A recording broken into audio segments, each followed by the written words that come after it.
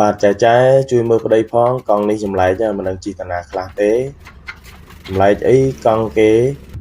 ខ្ញុំដោះមកខ្ញុំលាងបដាងគាត់គឺបដាងរបៀបថាងាប់ខ្លាញ់គោខ្លាយជាដីអញ្ចឹងជីទៅលន់គ្រប់តែចម្លែកអីកង់បងបដាងគាត់អត់អីទេខ្លាញ់នៅល្អតែសំខាន់ចម្លែកត្រង់កង់ជាប់សក់បាទជាប់សក់ហើយតាមខ្ញុំដឹងទៅគឺសក់ប្រពន្ធគាត់ហ្នឹងខ្ញុំមើលទៅត្រឹមចកេះហួសចកេះចូល1ម៉ែត្រ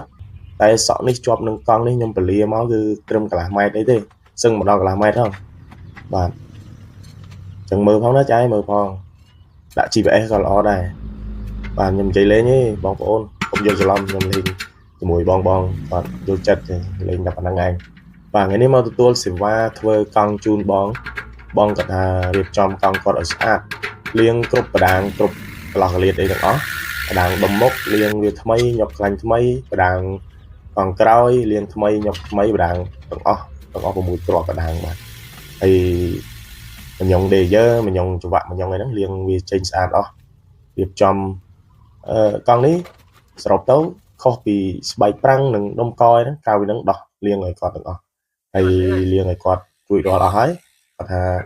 អេមលេងលឺហើយ good លេងលឺអរគុណគាត់សា